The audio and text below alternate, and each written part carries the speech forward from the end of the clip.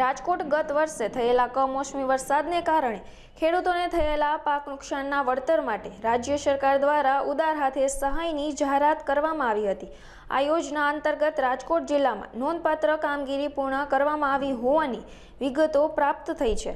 જિલ્લામાં કૃષિ રાહત પેકેજ અંતર્ગત અત્યાર સુધીમાં 99.7% કામગીરી પૂર્ણ થઈ ગઈ છે।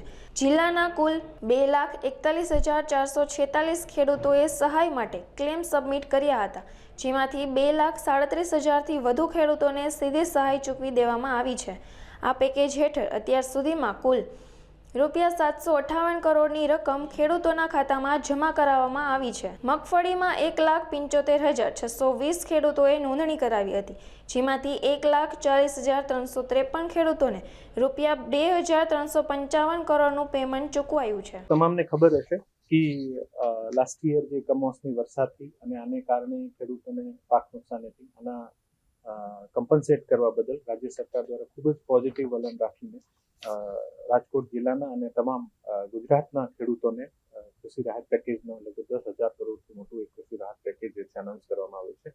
રાજકોટ જિલ્લામાં કૃષિ રાહત પેકેજ અંતર્ગત 99.7% કામગીરી પૂરી થઈ ગઈ છે।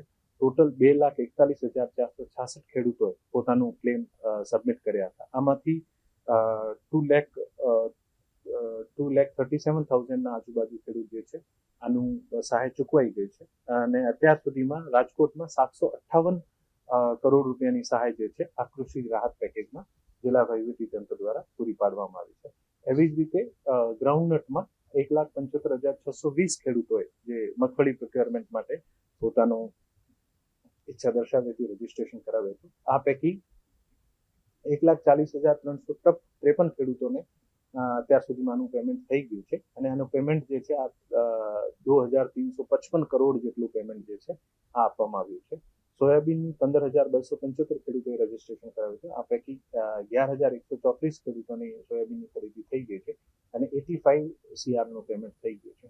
આમ રાજ્ય સરકારની ખેડૂતલક્ષી યોજનાઓને અને ખેડૂતલક્ષી જે આપણે રાહત પેકેજ અથવા MSP ઉપર પ્રોક્યોરમેન્ટ કર્યો છે, આમાં લગભગ 4,31,198 ખેડૂતોએ જુદી જુદી રીતે પોતાનું કૃષિ રાહત પેકેજ હોય મગફળી અથવા સોયાબીન પ્રોક્યોરમેન્ટમાં રજીસ્ટ્રેશન કરાવ્યું।